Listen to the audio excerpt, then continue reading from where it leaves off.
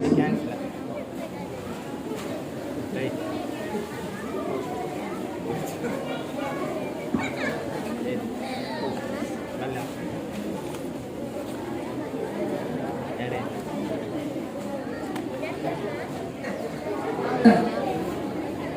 గల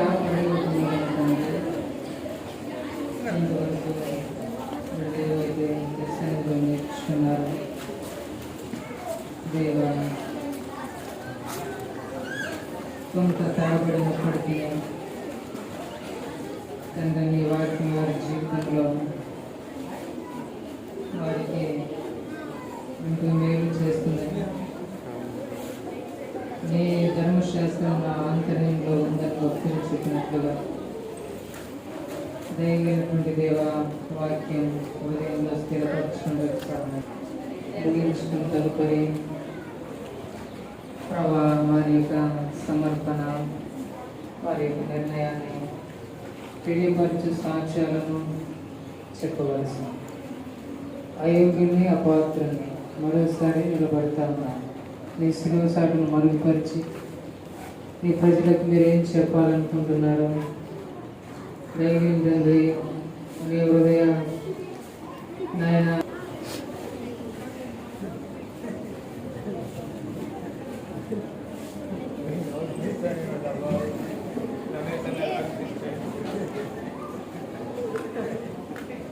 రెండు మాటలు మనిషి ఎవరందరికీ సైనికుడు సైనికుని కాలకేముంది ఏంటది కిరీటం కాదు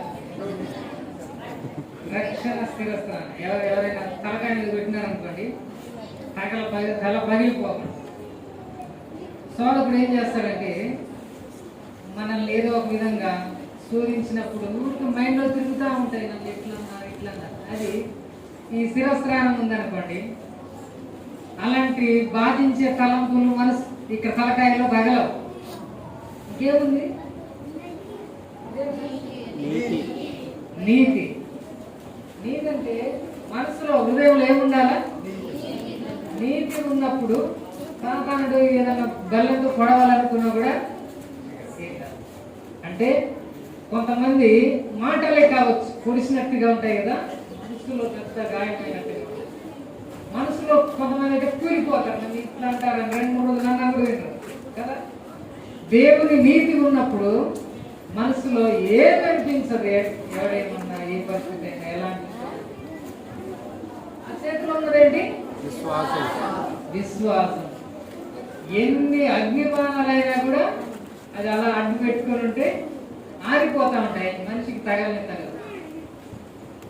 అగ్నిబాణాలంటే మన మీదకి వచ్చేటువంటి శోధనలు విశ్వాసం మనలో ఉన్నప్పుడు అక్కడి వరకే అవి ఇంక మనిషికి రావు. అందుకే దేవుని మీద మనం విశ్వాసం కలిగి ఉండాలి. ఈ చేతిలో ఉన్నదేంటి ఇంతసేపు ఏం చెప్పుకున్నాం ఇక్కడ వాక్యం కదా. వాక్యం అనేది చేత ఉండాలి అంటే మన చేతల్లో చూపించాలి వాక్యాన్ని అనుసరించి. వాక్యం అనేది చేతిలో ఉంటే చూడండి రోడ్డు మీద ఎవరైనా కత్తి పట్టుకొని కానీ నిలబడి చూసినాడు అనడానికి ఉంటారా పారిపోతారు. దేవుని వాక్యం అనేది చేత ఉంటే అంత బలం ఉంటుంది అన్నమాట, ధైర్యం ఉంటుంది. అందుకే వాక్యాలు నేర్చుకోండి మనసులో పెట్టుకోండి. కాళ్ళకు ఉన్నాయండి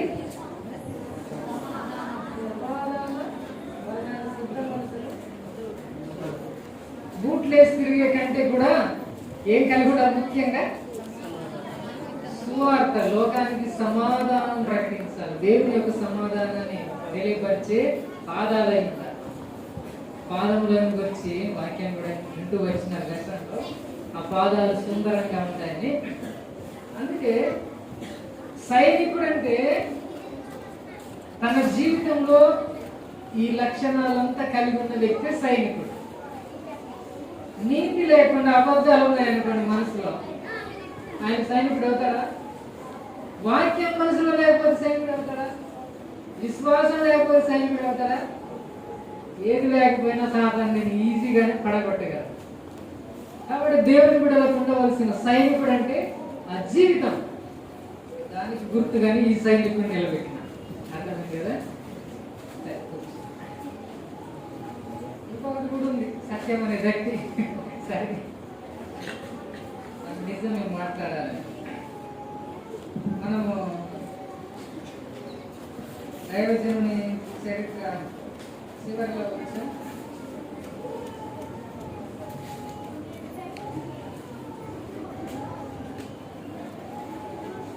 దైవజన్ భక్తి సింగ్ గారు డాక్టర్ బిలీ గ్రాహం గారిని కలిసినప్పుడు సంభాషణ ఎంత గొప్ప దైవజనుడు. ఆ దైవజనుడు కూడా ఈ దైవజనుడి విషయంలో సమక్షం ఇస్తుంది. కనుక ఇలాంటి అద్భుతమైనటువంటి రీతిగా దేవుని చిత్తమైనటువంటిది ఏంటో, దేవుని యొక్క ఉద్దేశం ఏంటో, సంఘానికి ఉండవలసినటువంటి నడవడేంటో ఆ యొక్క దైవ దర్శనాన్ని తెలియపరిచి లక్షలాది మంది, వేలాది సంఘాలు, వేల మంది సేవకులు ఎక్కడ డబ్బుకు కానీ ఇతరమైనటువంటి వాటి ద్వారా కానీ కాకుండా సాంఘికమైన సేవ ద్వారా కూడా కాదు. సంఘాలు కట్టబడాలంటే గుడ్డి వారికి కళ్ళద్దాలు ఇచ్చో, రోగులకు మందులు ఇచ్చో కట్టబడిన సంఘాలు కాదు, సువార్త ద్వారా కట్టబడినటువంటి సంఘాలు. కనుక ఈ విధంగా గొప్ప దైవ సేవ చేసి తన జీవితాన్ని ముగించుకున్నాడు దైవజనుడు. 1985 సంవత్సరంలో అనారోగ్యానికంటే ఇంకా నడవలేని స్థితికి వచ్చినాడు. దేవుని కొరకు ఆకలితో ఉన్నాడు, దేవుని కొరకు అన్ని భరించినాడు. ఎన్నో బాధలు జీవితంలో ఎదురైనాయి, ఎంత మనం చెప్పుకోలేదు. కానీ చాలా భయంకరమైన పరిస్థితులు కూడా విశ్వాసంతో నిలబడి అంతా పూర్తి చేసినాడు. అందుకే ఆయన సమాధి పెట్టె మీద కూడా ఒక మాట ఉంటుంది, మంచి పోరాటం పోరాడాను, నా పరుగు.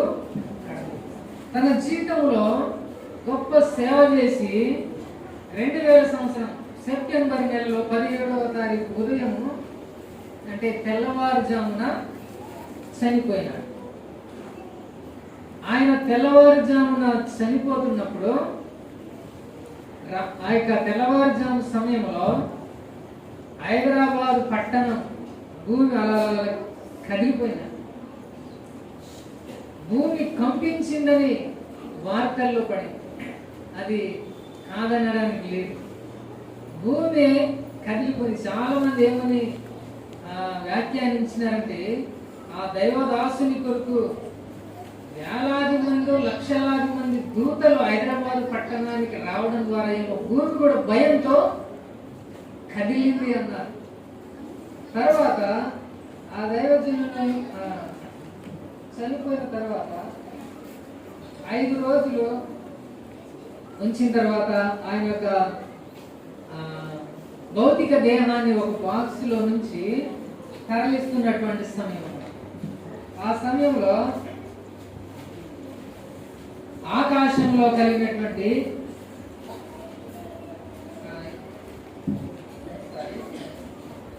ఈ యొక్క భౌతిక దేహంలో ఆయనను ఉంచినారు. చనిపోయిన రోజున ఆ రోజు ఉదయకాలము సూర్యుడు ఉదయించినాడు కదా. సూర్యుడు ఉదయించినప్పుడు సూర్యుని చుట్టూ ఒక చక్కని ఇంద్రధనుస్సు ఏర్పడింది. కొంతసేపు ఆ ఇంద్రధనుస్సు ఉండి వెళ్ళిపోయిన తర్వాత సూర్యుని చుట్టూ ఒక వలయంలాగా ఏర్పడింది. దాన్ని చాలా మంది పేపర్లలో వీడియోలు తీసినారు, పేపర్లలో పెట్టినారు. సూర్యుని చుట్టూ ఇంద్రధనుస్సు. కాబట్టి ఆ దైవజనుని ఘనపరుస్తూ ఆయన యొక్క మరణంలో కూడా తను ఎంత అద్భుతమైన సేవ చేసినాడో తెలియపరచడం కొరకైన ఒక సూచన అన్నమాట. 5 రోజుల తర్వాత ఆయన భౌతిక దేహాన్ని నారాయణగూడ అంటే సమాధుల తోటకు తీసుకుని వెళ్తున్నప్పుడు సిచ్యువేషన్. ఇంకొక బుక్లో నేను చదువుకున్నాను, ఈ సమాధి కార్యక్రమానికి భౌతిక దేహానికి చూడడానికి వచ్చినటువంటి వారు సుమారుగా 25 లక్షల మంది. ఇంకా అలాంటి సమాధి కార్యక్రమం అంతటి జనంతో ఎక్కడ జరిగి ఉండదు. హైదరాబాద్ పట్టణంలో విమానాలకు ఖాళీ లేదంట. రయ్యను తిరుగుతానే ఉన్నాయి జనాలు. విదేశాల నుంచి ప్రపంచం అంతటి నుంచి వస్తానే ఉన్నారు. రైలు బండ్లు ఖాళీగా లేవంట, బస్సులు ఖాళీగా లేవంట, ఆటోలు హైదరాబాద్ పట్టణం అంతా బైబుల్ బ్యాగులతో జనాలు. సమాధుల తోటకు తరలించేటప్పుడు అయితే ఇంకా ట్రాఫిక్ ఏర్పడుతుంది. ఈ జనాలు వెళ్తున్నారని ఆ ఏరియాలో ఎవ్వరు రాకుండా వేరే దారులు తిప్పేశారు. ఈ భౌతిక దేహాన్ని తీసుకుని వెళ్తా ఉన్నప్పుడు ఇన్ని లక్షల మందిని కంట్రోల్ ఏదైనా సమస్యలు వస్తాయని పోలీసు వాళ్ళని పెట్టినారు. పోలీసు వాళ్ళని పెడితే ఎంతో పాటలు పాడుకుంటూ ఓర్పుతో సహనంతో అడుగు మీద అడుగు వేస్తూ నిదానంగా నడుస్తూ వెళ్తా ఉంటే పోలీసు వాళ్ళు ఆశ్చర్యపోయంట. నిజమైనటువంటి దేవుని నమ్ముకున్న దేవుని బిడ్డలంటే వీళ్ళే అని ఎంతో మంది మారు మనసు పొందినారు. చూడండి, ఇంతటి గొప్ప సేవ చేసి ఈ విధంగా తన దాసుడు తండ్రి దగ్గరకు చేరుతాడు. కాబట్టి తన యొక్క జీవితం ద్వారా దేవుడు మనతో మాట్లాడుతున్నాడు. కాబట్టి మన యొక్క సమర్పణ, మన యొక్క నిర్ణయం ఏంటి? మనం ఈ లోకంలో మనకు కూడా ఒక బాక్స్ ఉంటుంది కదా, లేదంటారా? ఒకవేళ ప్రభు ఆలస్యం అయితే ఒకవేళ మనకి ఇప్పుడు ఉన్నారు ఈ తరం వీళ్ళే పాటలు పాడతారేమో చెప్పండి. అయితే మనం కూడా వెళ్ళిపోతున్నాం. కాబట్టి మనము కూడా దేవుని యొక్క పనిని, దేవుని చిత్తాన్ని ఎరిగి దేవుని కొరకు మన జీవితాన్ని కూడా అర్పించుకొని ప్రభు కొరకే జీవిస్తే అద్భుతంగా, ఘనంగా, గొప్పగా ఉండబోతాం. దేవుని రాజ్యంలో ఇంకా ఎలాంటి ఘనత దైవజనుడు పొందినాడు మనకు తెలియదు. లాజరు చనిపోతేనే అబ్రహాము నానుకోవడానికి ఇంత గొప్ప సమర్పణ చేసిన వ్యక్తికి ఎలాంటి ఘనత ఉందో మనకు తెలియదు. అయితే బక్సీ గారి జీవితంలో దేవునితో తను నడిచినటువంటి విధానం ఇలా అనమాట. యేసుక్రీస్తు ప్రభుతో సన్నిహితమైన నడక. కాబట్టి యేసు ప్రభుతో స్నేహంగా ఉంది నడక. ఒక స్నేహితులతో ఎట్లయితే ప్రేమగా కలిసిమెలిసి ఉంటారో దేవునితో తను ఆ విధంగా నడిచినాడు. అందుకనే అవసరత ఉన్నప్పుడు దేవుడు తనతో మాట్లాడాడు. తన గురించి రాయబడింది తన ప్రార్థన.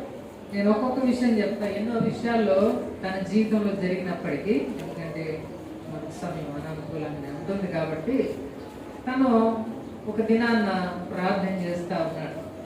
ప్రభు స్వరం స్పష్టంగా వినబడతా ఉండేది. తన ఆత్మీయ జీవితం ఎదిగే కొద్దీ దేవుని స్వరం వినటంలో తనకు ఎంతో ఈజీగా అనిపించింది అనమాట. ప్రార్థన చేస్తూ ఉంటే, నువ్వు ఇక్కడి నుంచి లేచి వెళ్ళు, బయటికి వెళ్ళు అని దేవుడు మాట్లాడు. వెంటనే ఆయన బయలుదేరి ముందుకు వెళ్తా ఉంటే ఒక మనిషి చాలా వేగంగా నడుస్తూ ఉన్నాడు. వెనక్కి వెళ్ళి ఆయన భుజం మీద చేయి పెట్టాడు. ఒకసారి ఆగండి, నన్ను ఆపగయ్యాను అని చెప్పి ఆయన అట్లా ముందుకు వెళ్తాను అన్నాడు. మళ్ళీ బదిలాడు, ఒక్కసారి ఆగండి అన్నాడు.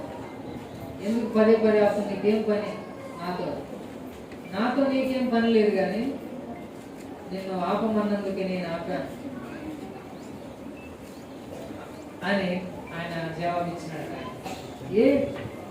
నేనే పరిస్థితిలో ఉన్నాను నీకు తెలుసా? నా జీవితం మీద విసికి వేసారిపోయి ఈ బ్రతకడం కంటే చచ్చిపోవడం మంచిదని చెప్పి నేను ఆత్మహత్య చేసుకుందామని బయలుదేరి వెళ్తాను. ఎక్కడన్నా వెళ్ళి దూకాలా, ఉరేసుకోవాలా, ఏం చేయాలా అని, ఏ రైలు కింద పడ్డాలా అని చెప్పి ఎంతో ఆతృతతో వేదనతో వెళ్ళిపోతా ఉన్నాడు. నా సమయం వృధా చేయక, ఎంత తొందరగా వస్తే అంత మంచిది నాదని అడుగుతా ఉన్నాడు. దయచేసి ఆగండి, అట్లా నాకు ఒక అరగంట సమయం ఇవ్వు, తర్వాత నువ్వు వెళ్ళి చచ్చిపోవచ్చు. నువ్వు చచ్చిపోవద్దని నీ వెనక నేను పడను అని నేను నీకు మాట ఇస్తున్నానని కూడా చెప్పాను. తర్వాత నువ్వు చచ్చిపోవచ్చు వెళ్ళని. సరే ఏంటి విషయం చెప్పు. కాబట్టి నేను ఇట్లా పడుకుందాం అనుకున్న సమయానికి దేవుడు నన్ను ఇట్లా వెళ్ళు వెళ్ళు అని పంపించినాడు. కాబట్టి ఆ యేసుక్రీస్తు వారు ఈ లోకంలో పాపంలో ఉంటూ శాంతి సమాధానం లేక ఎంతో మంది సాగు పడతా ఉన్నారు. యేసు ప్రభు రక్తంలో మన పాపాలు కడగబట్టి నిజమైన శాంతి దొరుకుతుంది అని ఒక సువార్త మాటలు నాకు చెప్పిన తర్వాత నేను ఆపడానికి నా టైం అయిపోయింది, మీరు వెళ్ళి చచ్చిపోవచ్చు, మీరు ఎక్కడ దూకుతారో ఇంకేం చేసుకుంటారో వెళ్ళండి, ఆత్మహత్య చేసుకోండి అని చెప్పాను. లేదండి, నేను చచ్చిపోవడానికి నా మనసులో ఇప్పుడు చచ్చిపోవాలని లేదు, నాకు మళ్ళీ మీరు ఎప్పుడు కలుస్తారు అని అడిగారు. చూడండి, దేవుని వాక్యము హృదయంలో తగలగానే ఏమైపోతుంది, మనసు విచారం, మనసులో విసుగు మొత్తం విరుగుడు అయిపోతాం. ఆ విధంగా అనేక సందర్భాల్లో దేవుడు తనను లేపి కొన్ని సందర్భాల్లో మాట్లాడి వెళ్ళు అని నడిపించి ఈ విధంగా దేవునితో నడిచినటువంటి వ్యక్తి అన్నమాట. అంత సన్నిధంగా దేవునితో ఉండేవాడు. తర్వాత దేవుని సర్వభౌమత్వమునందు సంపూర్ణ నమ్మకం. ఎందుకంటే ఆయన సర్వాధికారి అయినటువంటి దేవుడు, ఆయనకు అసాధ్యమైనటువంటిది ఏది కూడా ఉండదు, ఆయన చిత్తానుసారంగా నడుచుకుంటాడు. కాబట్టి ఓ సందర్భంలో ముంబై నుంచి హైదరాబాద్ నుంచి ముంబైకి వెళ్ళాలి, విమానాశ్రయానికి వస్తా ఉన్నారు. కొంతమంది వచ్చి, అయ్యా మా కుటుంబం కొరకు ప్రార్థన చేయండి, మా పాప కొరకు ప్రార్థన చేయండి, మా ఇంటి వారి కొరకు ప్రార్థన చేయండి, మా కుటుంబంలో ఈ పరిస్థితులు ప్రార్థన చేయండి అని ఒకరి తర్వాత ఒకరు అడుగుతా ఉన్నారు. బ్రదర్, టైం అయిపోయింది, త్వరగా విమానాశ్రయానికి వెళ్ళాలి, మీరు ఎవరైనా ఒకరు ప్రార్థన చేస్తారు, మీరు దయచేసి తొందరగా వెళ్ళాలని పక్కనున్న సహోదరులు అన్నారు. నేను ముంబైకి వెళ్ళడం ఆయన చిత్తం అయితే ఆయన ఏదో ఒక విధంగా నన్ను తీసుకొని వెళ్తాడు అని చెప్పి నిదానంగానే వాళ్ళందరి కోసం ప్రార్థన చేసి బయలుదేరి విమానాశ్రయానికి దగ్గరలో వెళ్తా ఉన్నారు. విమానం లేచి ఎగిరి వెళ్ళిపోయింది. అప్పటికంటానే అన్నారు, నేనేం చెప్పినాం బ్రదర్, మీరు చింతపడద్దు, నన్ను చింతపడనియద్దు, ఏం పర్వాలేదు, దేవుడు ఎక్కడికైనా తీసుకుని వెళ్ళాలంటే ఆయన చూసుకుంటాడు, విమానం పోతే మనకి ఎందుకన్నట్టు వాళ్ళు. ఇదంతా విచిత్రంగా ఉంది అన్నట్టు. ఎంతో సమయం పట్టలేదు, ఆ విమానం మరలా తిరిగి వస్తా ఉన్నట్టు. బక్సింగ్ గారు వెళ్ళి ఏం జరిగింది, విమానం ఎందుకు వెనక్కి తిరిగి వచ్చింది, బక్సింగ్ గారిని ఎందుకు ఎక్కించుకొని పోయిందో తర్వాత తెలుసుకుంటే ఏంటంటే, ఒక ధనవంతురాలు వజ్రపు ఉంగరం వాళ్ళు విమానం ఎక్కేంత వరకు గదిలో ఉంటారు కదా, ఆ గదిలో ఉన్నప్పుడు మర్చిపోయి వెళ్ళిపోయినా ఆ విమానం నడిపే వ్యక్తితో మాట్లాడి దయచేసి విమానం తిరిగి హైదరాబాద్ పోనీయండి, ఎంత డబ్బైనా నేను ఇస్తానని చెప్పి తీసుకుని.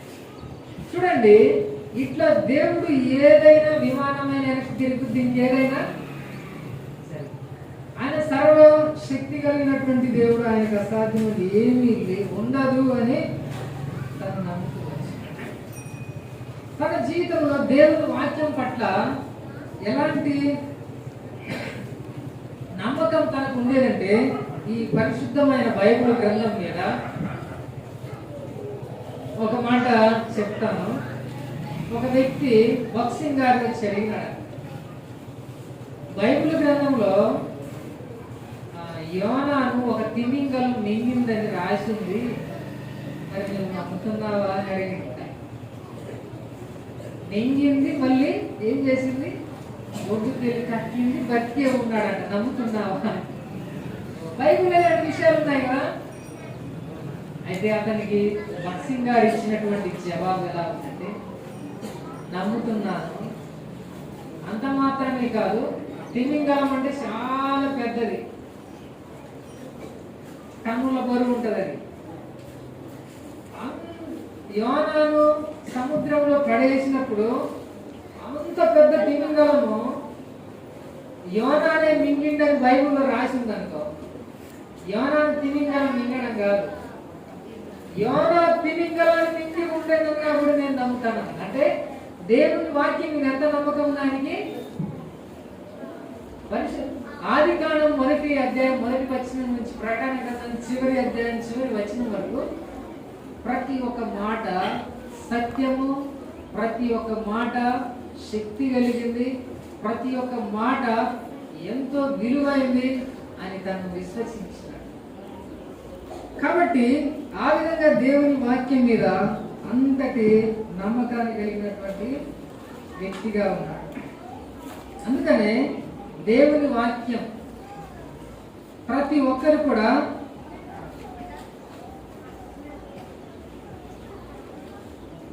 మందిరానికి వచ్చినటువంటి వారు ప్రతి ఒక్కరు కూడా సొంత బైబిల్ని కలిగి ఉండాలని, దేవుని వాక్యం నడిపిస్తుందని పల్లవి పాడించారు.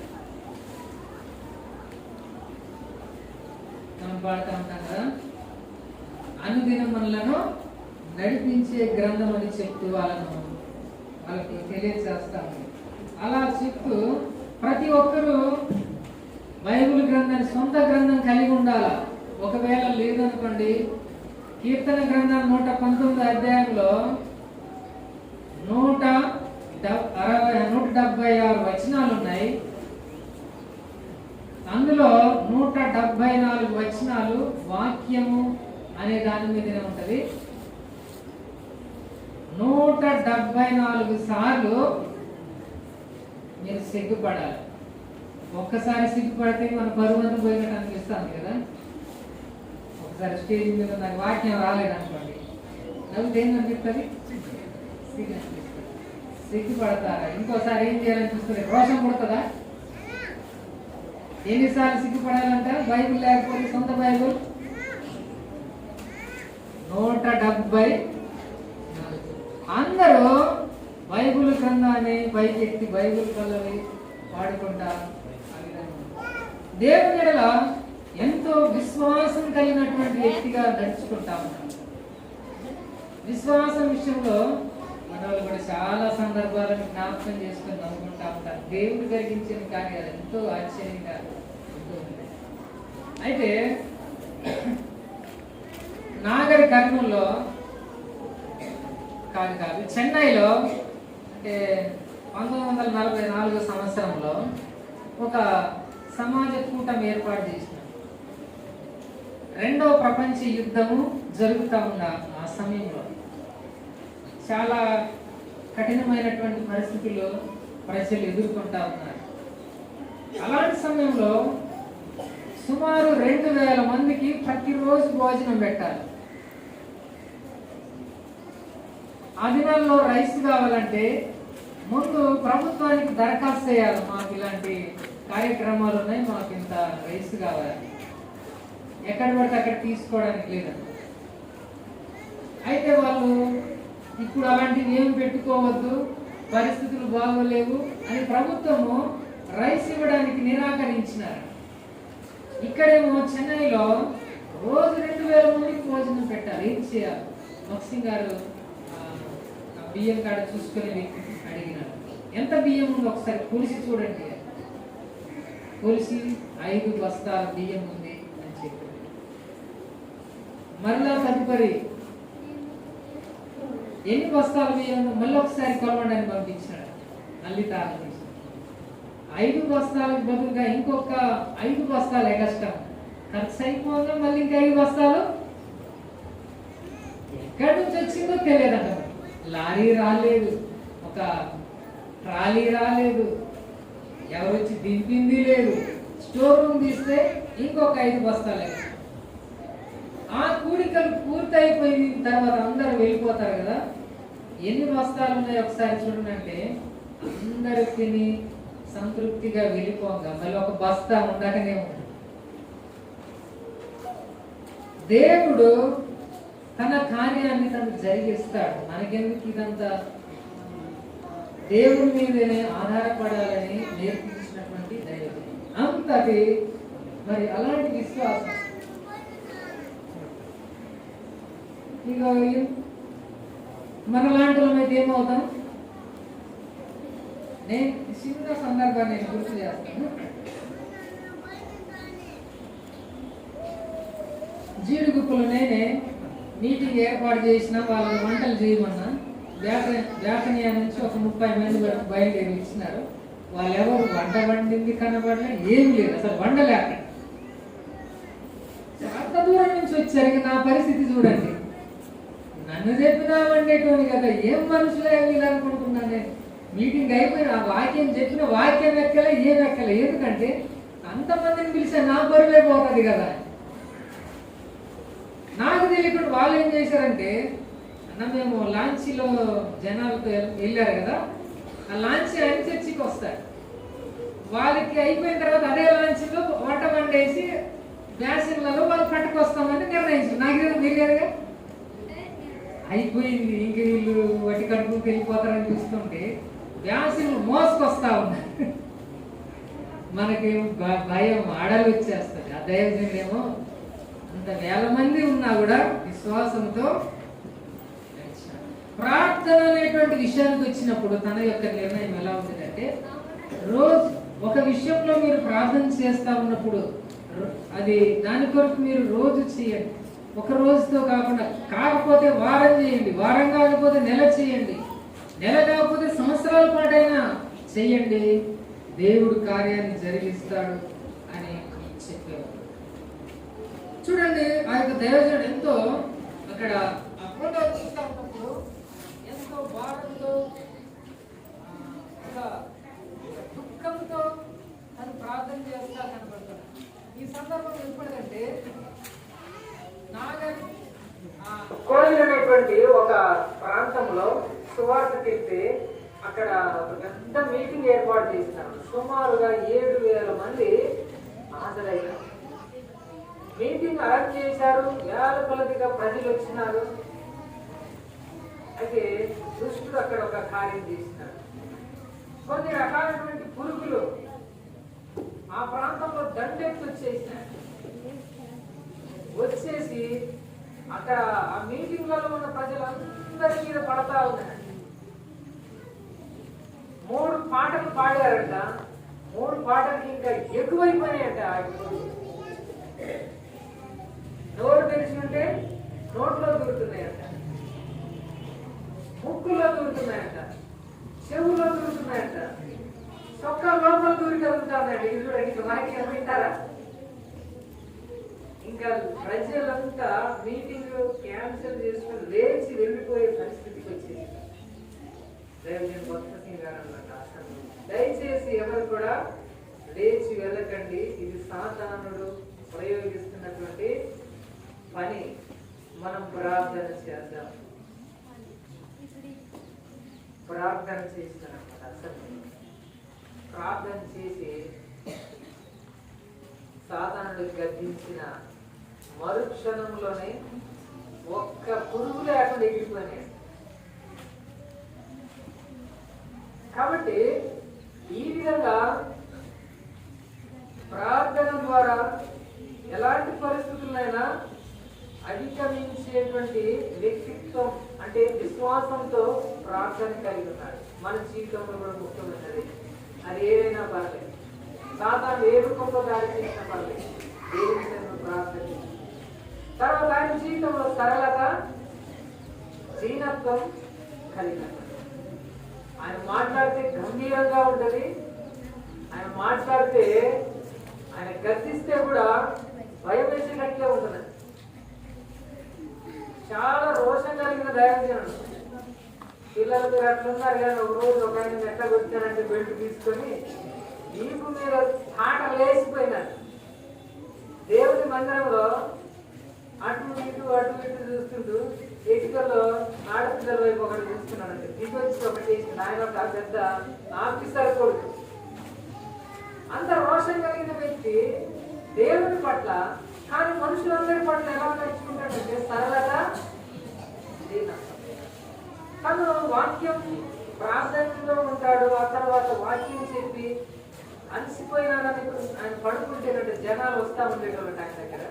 10 నిమిషాలకు ఒకడు, పావు గంటకు ఒకడు అరగంటకు కొంతమంది పడుకున్న వాళ్ళ నిద్ర వస్తుంటే బ్రదర్ మాకు ప్రార్థన చేసి పంపించండి అని వాళ్ళ కోసం ప్రార్థన చేసి మళ్ళీ ఒక అరగంటకు మళ్ళీ ఒక ఇద్దరు వచ్చేటారు మా కుటుంబంలో పాపం వాళ్ళండి ప్రార్థన చేసి ఆయన దగ్గర కూటాలకి వెళ్ళిన తర్వాత వస్తానే ఉంటారంట ప్రతి ఒక్కరిని ప్రార్థన చేస్తానే ఉన్నారు నిద్రపోవడానికి ఛాన్స్ లేదు 10 నిమిషాలకు ఒకసారి ఒకరు వస్తా ఉన్నారు ఎవరిని కూడా ధృవీకరించకుండా ఎవరిని కూడా నిర్లక్ష్యం చేయకుండా ప్రతి ఒక్కరికి ప్రార్థన చేస్తాను పక్కన ఉన్నటువంటి సహోదరులు వాళ్ళు గుమ్మం దగ్గర వచ్చేసి బ్రదర్ కొంచెంసేపైన రెస్ట్ తీసుకొని మీరు దయచేసి ఆయన లేకపోద్దని అడ్డుపడ్డారు ఆయన పడుకొని ఉన్నాడు ఆయన వినబడినాడు బయటకు వచ్చి బ్రదర్ ప్రార్థన చేయించుకుని వాళ్ళని వెళ్ళనియండి వాళ్ళని ఎందుకు ఆపుతున్నారు మీరు అని చెప్పి వాళ్ళ కొరకు ప్రార్థన ఎంత ఓర్పు చూడండి మంచి నిద్రలేవాలని వేసినారు అనుకోండి మన పరిస్థితి ఏ రూపం చూపిస్తామని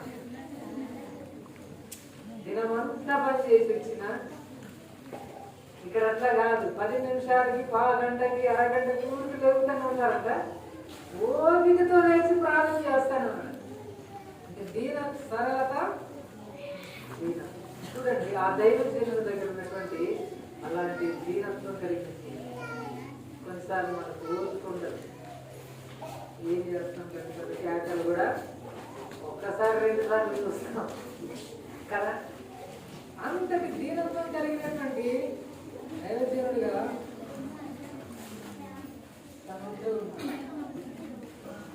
తదుపరి ప్రజల ఎడల ప్రేమ పట్టింపు కలిగినటువంటి వ్యక్తిగా ఉన్నారు కాబట్టి వేలాది మంది వచ్చి ఆరాధనలో పాల్గొని వెళ్ళినప్పుడు కూడా ఆయన నేత్రాలు వారిని చూస్తానే ఉండేవి ఎవరు రాలేదు ఎందుకు రాలేదు వాళ్ళు ఎందుకు రాలేకపోయినారని తెలుసుకొని వారికి బాగలేకపోయినా ఏదైనా హాస్పిటల్ ఉన్నారంటే వాళ్ళని ధైర్యపరిచి వాళ్ళ కోసము ప్రార్థన చేశారు కనుక ఈ విధంగా ప్రజల ప్రేమ పట్టింపు కలిగినటువంటి దాసునిగా కాబట్టి ఈ విధంగా ఆ దైవజనుడు తన ఏదైతే బోధిస్తా ఉన్నాడో అదే తన జీవితంలో చూపిస్తూ ఓర్పుతో సహనంతో నడుస్తున్నాడు కనుక చూడండి ఆ దైవజనుడి యొక్క సోదరుడు భక్తి దేవుడితో నడిచిన దైవజనుడు కాబట్టి ప్రభుత్వం ఆ రీతిగా నడుచుకుంటూ ఆయన యొక్క నడక ఆయన యొక్క జీవితం ఈనాడు ప్రభుత్వం నడవడం అంటే ఈ విధంగా ఉంటుందని ఈ విధంగా మనం ఉండాలని తెలియజేస్తాం కాబట్టి ఇంతవరకు మనం ఈ విషయాలు వింటూ వచ్చిన ప్రభువును గణపరిచి ప్రభువు తన జీవితాన్ని అర్పించుకున్నందుకు దేవుడు తనను ఎంతగా గణపరిచినాడు అందుకనే నేను మొన్న ఒక మాట చెప్పాను చూడండి ఒక వ్యక్తి పంజాబ్ లో పుట్టినాడు తన జీవితాన్ని అంతా దేవుడి కొరకు సుమారు 60 సంవత్సరాలు దేవుడి కొరకు బ్రతికినాడు తన శక్తి అంతా ఉడికిపోయి మనసంలో ఉన్నాడు తన శక్తిని అంతా దేవుడి కొరకు వినియోగిస్తున్నాడు ఆయన చూసినప్పుడు అలాంటి ఆలోచన కలిగి నేను కూడా దర్శించబడిన అట్టి గొప్ప దైవజనుడు చూసి దర్శించబడడం దేవుడు నాకు ఇచ్చిన ధన్యత ఏమో అనిపిస్తుంది కాబట్టి మనము మొట్టమొదటి రోజు జ్ఞాపకం చేసుకున్నాం నీతి మందుని జ్ఞాపకం చేసుకున్నాడా ఆశీర్వాదకరం ఆ దైవజనుడు మనకు చూపించిన దైవ మార్గాన్ని మనం అనుసరించగా మనకి ఎంతో గొప్ప సంగతిగా కాబట్టి మనం కూడా మన జీవిత యాత్రలో ప్రభుత్వం నడుస్తూ దేవునితో నడిచేటువంటి వారు ఎలాంటి విశ్వాసం కలిగి ఎలాంటి దీనత్వం కలిగి ఎలా నడుచుకోవాలని చూపించారు మనం కూడా ఆ రీతిగా సిద్ధపడదాం దేవుడు ఈ యొక్క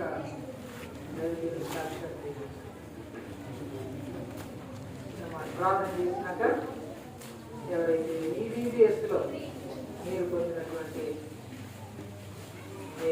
మీరు ఏ విధంగా ప్రభు కొరకు మీ జీవితాల్లో సిద్ధపడ్డారు మీరు బలపరచండి, సిగ్గుపడకండి. సిగ్గుపడే సమయం కాదు. వాక్యం ద్వారా, కథల ద్వారా, మరి రచన ద్వారా నేను ఇలా నడుచుకుంటా ఉన్నాను, ఇలా ఉండకూడదని నాకు ఈ విషయాలు అర్థమైంది. అదేవిధంగా దైవజనుడు కూడా ఎలా నడిచినాడు, ఎలా జీవించినాడు, ఒక గొప్ప దర్శనం నేను తెలుసుకున్నాను. ఈరోజు నుంచి ఈ దర్శనం నుంచి నేను ఇట్లా తీర్మానం చేసుకున్నాను, నాతో ప్రార్థన చేయాలని నేను సాక్ష్యం చెప్పండి. ఇన్ని వాక్యాలు, ఇన్ని సందేశాల ద్వారా ప్రభుత్వం దర్శిస్తే ఒక సందేశమైన నేను కదిలించలేదా, మంచిదారికి తీసుకురాలేదా? కాబట్టి ఆ విషయాన్ని ప్రభుత్వం నిలబడి తెలియపరచాలి. ప్రార్థన చేస్తాం. ప్రార్థన తర్వాత మీ యొక్క అభిప్రాయాన్ని, మీ నిర్ణయాన్ని, మీ సాక్ష్యాన్ని తెలియపరచాలి.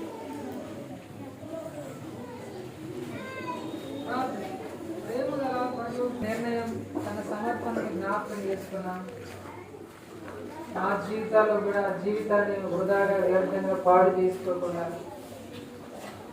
మీరు ఇచ్చినటువంటి ఈ ప్రాణాత్మను దేవా నీ కొరకు జీవించి, నీ చిత్తం జరిగించి, విశ్వాసంతో జీవించి నీ రాజ్యానికి చేరేవారుగా మేము కూడా ఉండటకు మాకు సహాయం చేయమని దేవా, ప్రతి హృదయంలో ముద్రించమని, అనేకులు ఈ దర్శనంలోనికి రాగలిగినందుకు సహాయపడండి. సువార్తల్లో, కూడికల్లో, సమాజ కూడికల్లో అనేక విధాలుగా ప్రోత్సహించబడినట్లుగా ప్రభా దైవికంగా ఎదగడం, దైవికంగా జీవించడం, నీ రాక కొరకు ఎదురు చూసే మార్గాన్ని ఆ దైవజనుల ద్వారా మేము తెలుసుకొని ఉన్నాము. మా అందరికీ ఆ రీతిగా సహాయం చేయండి. యేసు ప్రభువారి నామమున మేము అడుగుచున్నాము తండ్రి.